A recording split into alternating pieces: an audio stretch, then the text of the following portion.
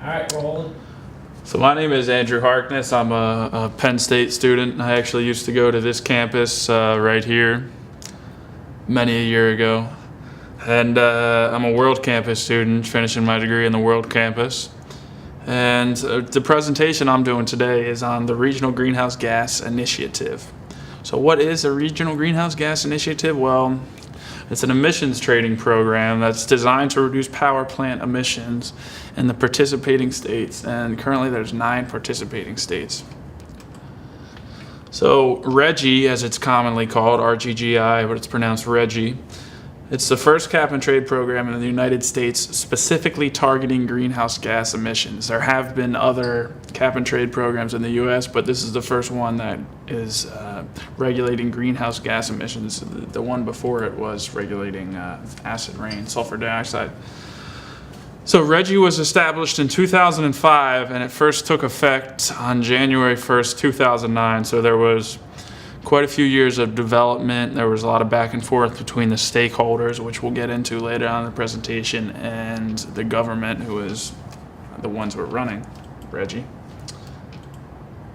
So what is emissions trading? Well, emissions trading, it's commonly called cap and trade. And basically it's a market-based solution to mitigating climate change or reducing pollution, various types of pollution.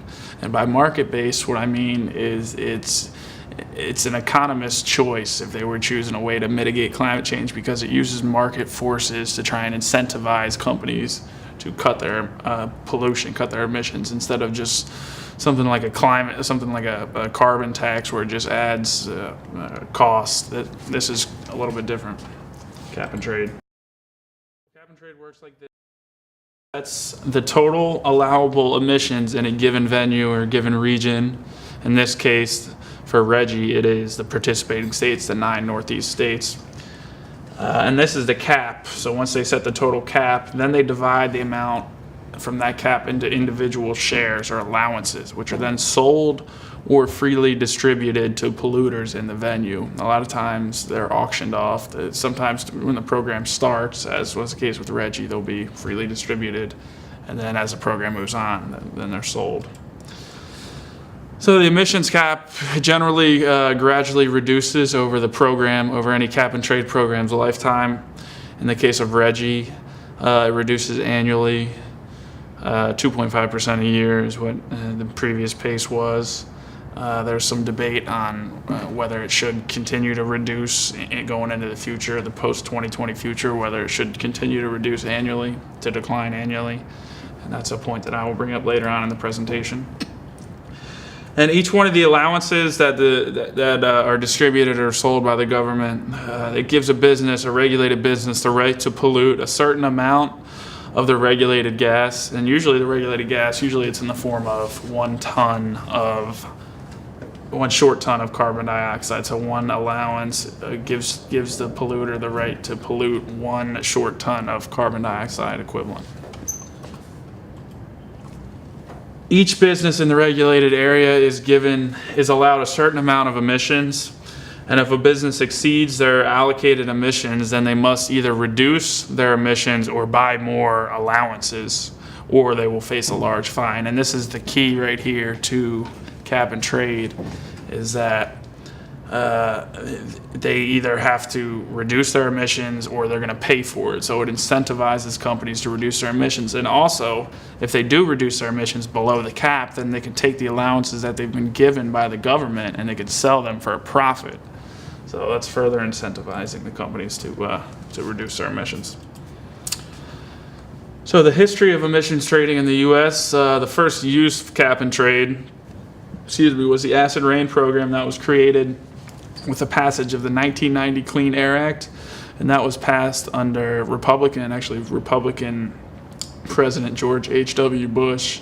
It's funny, Republicans, that used to be a staple of the Republican Party, was climate change policy, but over the years they've moved away from that.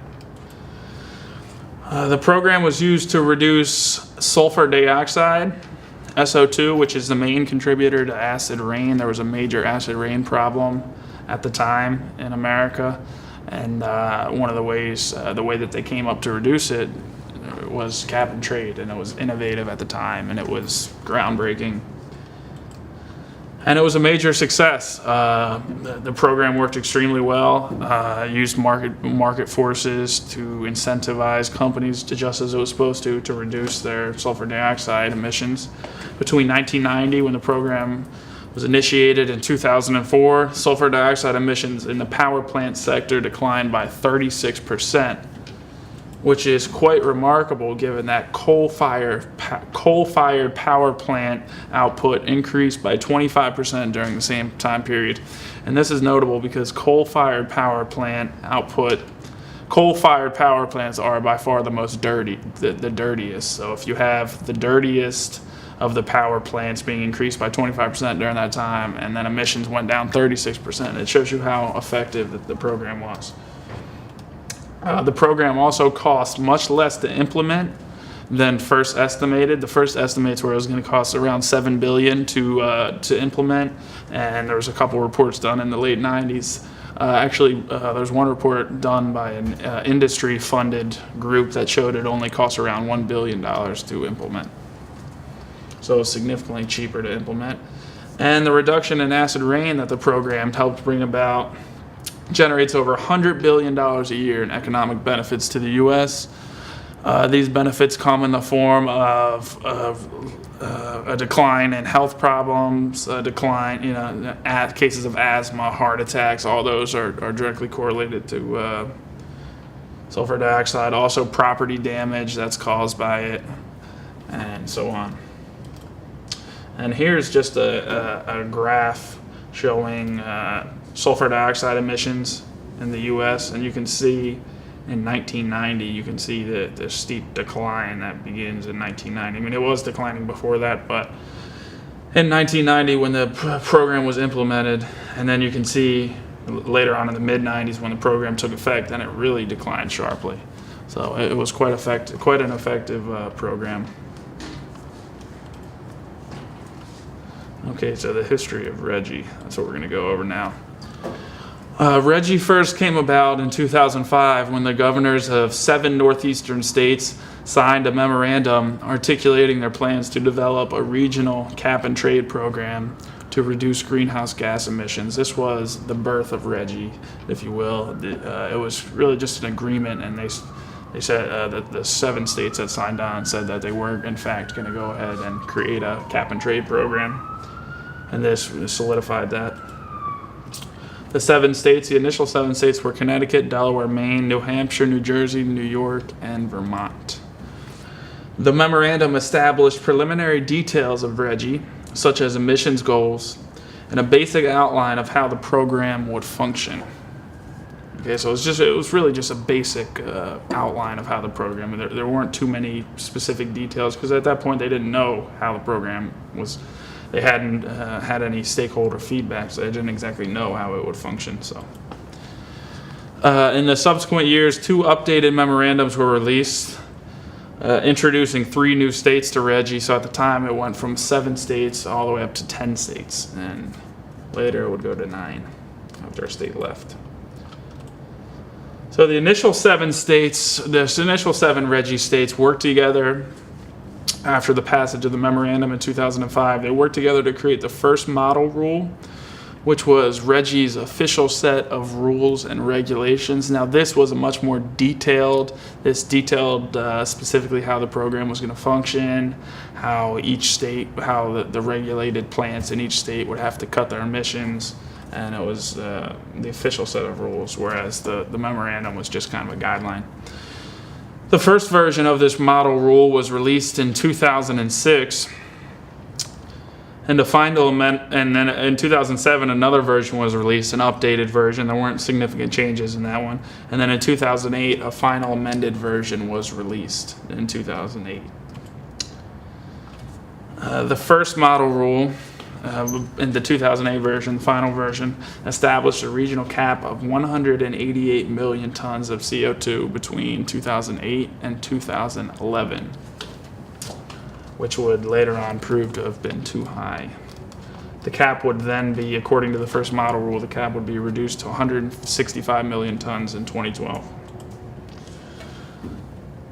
Another thing that was established by the first model rule was the CO2 budget trading programs in each state. And these were basically the group that would oversee implementation and regulation of Rggi in all the participating states. Each state had their own budget trading program that was and it was established by the first model rule. Okay, the first control period. Rggi officially took effect on January 1st, 2009. First 3 years of the program were known as the first control period. Okay, so that was 2009 to 2011, the first control period. During this time, 395 million allowances were sold, so quite a few allowances were sold, generating $1 billion in revenue for participating states. So quite a lot of money was generated in the first 3 years. But only 70% of allowances for sale actually sold during that time, during the first control period. And the price of allowances was considered weak by experts. It hovered in the $1.50 to $3.50 range. And the reason for these problems, for the weak demand and the low prices, was because emissions in regulated states fell below the emissions cap during the first control period. So in other words, the cap was too high. Companies didn't need to buy any extra allowances, and they didn't need to cut their pollution as much, so there was no demand for the allowances, or not as much of a demand as there should have been, because the cap was too high. That was the root of all the problems. Causes of lower than expected emissions in Rggi states. This was really the baseline problem. So the cap was too high, and the reason the cap was too high is because emissions in Rggi states were lower than what was expected. And the reason that they were lower than what was expected was there was more renewables were being introduced to the market than was projected. Also, weakened electricity demand caused by the Great Recession. Obviously, that played a big part in it. When the economy is in turmoil, people don't use as much electricity. And also an industry-wide move away from coal and towards natural gas. Natural gas is much less of a pollutant than coal. So as the industry moved away from that, naturally emissions declined. And there's an abundant amount of natural gas in the area, so in the Northeast. So. New Jersey leaves Rggi. At the end of the first control period in 2011, New Jersey announced they would be leaving Rggi effective immediately.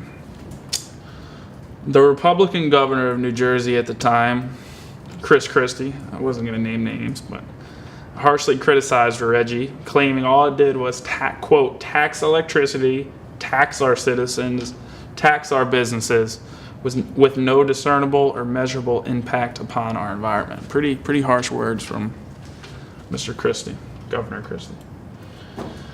The governor stated that he believed the emissions reductions experienced in New Jersey since 2009, when the Rggi began, because they had experienced some emissions reductions across the power plant sector.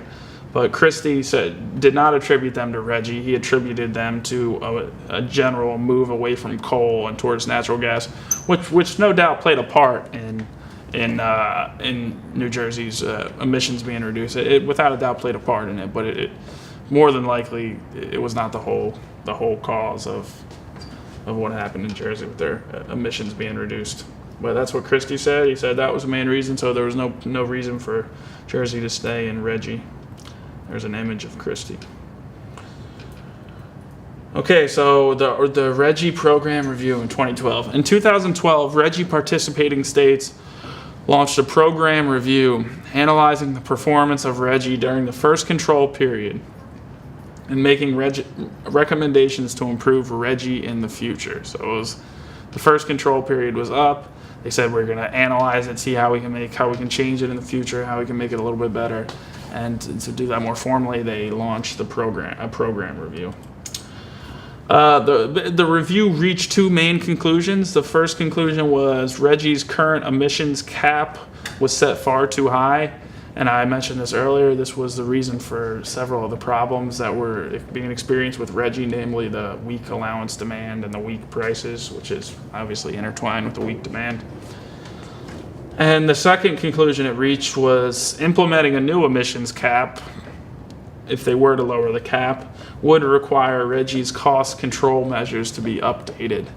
So basically, they're going to have to update the way that the price is controlled, meaning that they're going to have to make it so that the prices don't run away. If they make the cap too low, the prices could get out of control with the allowances. They could go way, way out of control, and they have to have some type of barrier, some type of safety, if you will, to keep that from happening, to keep prices low.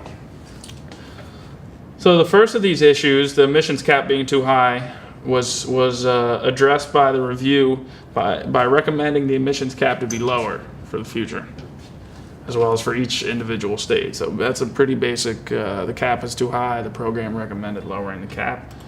And the second issue of having to update the cost control measures, the program review addressed that by recommending the formation of a cost containment reserve, basically a communal bank of emission allowances that would be released. They would keep these emission allowances on the side, and if the price of allowances hit a certain point high, on the high side, if it got too high, then these emissions allowances would be released to the public to bring the price back down. That's basically the gist of it. So it was a safeguard against excessively high allowance prices. Okay, updated model rule. So the culmination of the 2012 program review came with the release of the updated model rule in February of 2013. The updated model rule slashed Rggi's emissions cap from 145 million tons of CO2 in 2013 to 91 million tons, in 2014, which is a 45% decrease. It's a very large decrease in just 1 year. The new model rule also mandates Rggi's emissions cap to decline an additional 2.5% each year until 2020. Okay, so that was part of the new cap. So it's been declining every year since 2014 when the initial decline took effect, the 45% decline. The updated model rule also officially established a cost containment reserve, as they sought out to do. Okay, and then after that you had the second control period. So this began in 2012. It actually began before the updated model rule was released because the program review was not done by the time the second control period began. So obviously they weren't going to stop the program. So the emissions cap, consequently the emissions cap was still too high in the first year of the second control period, 2012. It hadn't been addressed yet by the updated model rule, so it was still far too high. And then subsequently, during 2012, allowance price and demand remained weak because of the oversupply caused by the emissions cap being too high. It hadn't been addressed yet. The cap was too high, so prices remained weak. So it's still problems. But when the updated model rule was announced in February 2013, allowance prices and demand both skyrocketed because of the new and reduced emissions cap that would take effect the following year. The 45% lower emissions cap that was going to take place the following year, that really caused demand to spike because companies were worried that they weren't going to have enough allowances because the cap was going to be so much lower and they were going to need them now. The updated model rule worked perfectly at stimulating allowance demand, as I just mentioned, as every single allowance offered for sale since that point, February 2013, since it was announced, every single allowance offered for sale has sold. So obviously something was working if they were trying to stimulate the sale. And here is a graph, a chart showing the emissions cap during Rggi, and you can see the first control period. You can see the emissions cap is a little bit over 185 million, and then it was reduced in 2012.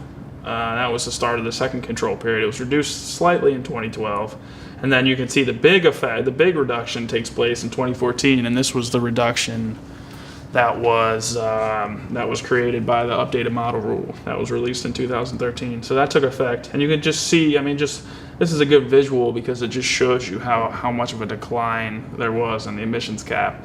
And this is really what led to demand skyrocketing and to prices bouncing out.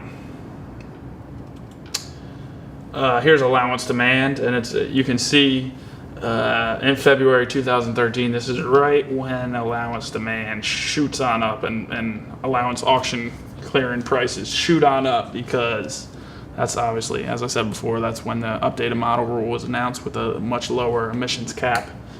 So you can see right in February 2013, it was staying flat, and then it shoots on up, and it's been going up since. Okay, so the second program review took place or is taking place right now. It was initiated in 2016. The second program review was created to determine the future of Rggi past 2020. The first program review that took place in 2012, designated the future of Rggi until 2020, and then it left the door open for more discussions to take place for the future post 2020.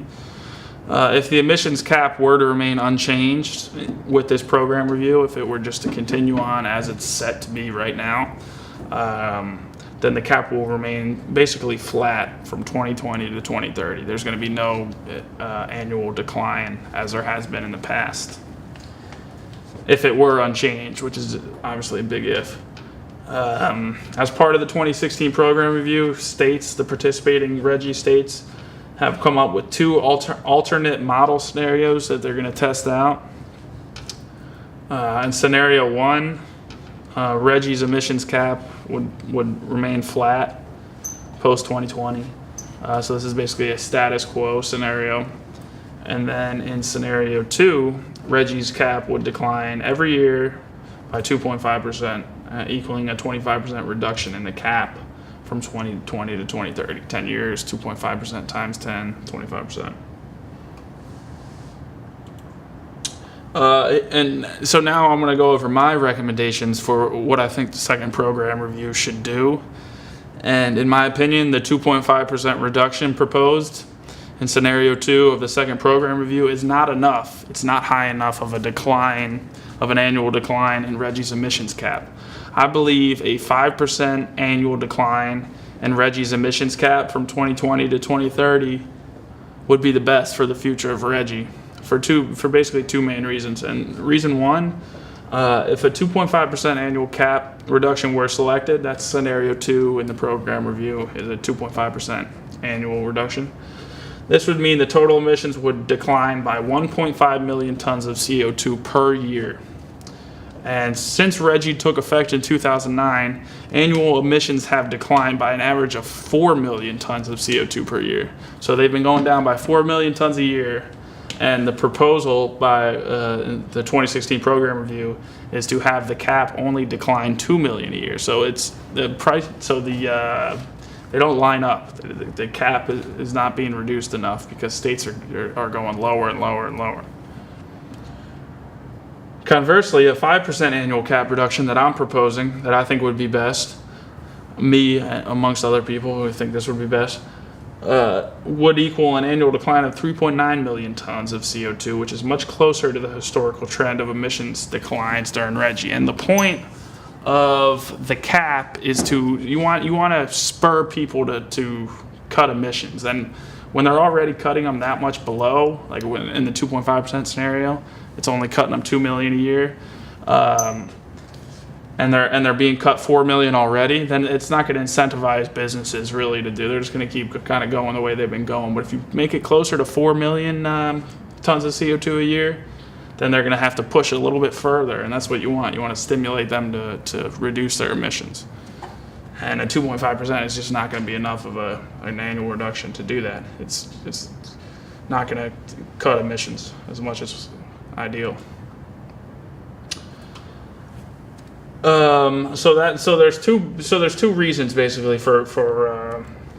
there's two reasons for why there's two reasons for why a 5% annual decline would be the best move for Rggi's future. And reason one, as I said, is because a 5% reduction would equal, as I just mentioned, it would equal closer to 4 million. which is what you want. That's what the historical trend is. And reason 2 is because Rggi member states, all of them have economy-wide emissions goals that they hope to achieve by 2030. The average emissions goals for these states is an economy-wide 40% reduction in greenhouse gas emissions. So they want to reduce total emissions for the entire economy by 40% from 2020 to 2030. Synapse Energy Economics, which is an energy consulting firm, they recently released a report that stated that half the Rggi member states' emissions reductions would have to come from power plant sectors if the states were to meet their goals. So they're relying heavily on the power plant sector to drive these emissions cuts if they want to get 40% economy-wide emissions. The report suggested that the best way for states to achieve this reduction in emissions was to reduce Rggi's cap by 5% annually, the same thing that I recommended, and to implement emission reductions measures, additional emissions reductions measures in the industrial, transportation, and business sectors. Okay. So Rggi results. So the results of Rggi have been quite impressive so far. It's been a lot of people, a lot of experts think it's been a success. From 2008, the year before Rggi started, to 2016, CO2 emissions from power plant sectors and participating Rggi states have declined by 37%, which is quite remarkable in that short of a time period. Emissions reductions in participating states continue to exceed expectations. They continue to be lower than we expect, as each of the past few years the total emissions have been lower than the emissions cap, which is why I think that the emissions cap should be reduced further, the 5%. Also, one of the big concerns with Rggi was how it was going to affect electricity prices. A lot of people were concerned that electricity prices were going to skyrocket in the states because naturally it's going to cause the price of generating electricity to go up. So people were afraid that was going to be brought down to the consumer. And that did not happen. Electricity prices in Rggi states are actually lower than before Rggi took effect. Across the participating states, average electricity prices have dropped 3.4% between 2008 and 2015. In non-Rggi states, electricity prices are up 3.4% during this time period. Obviously, this can't all be attributed to Rggi.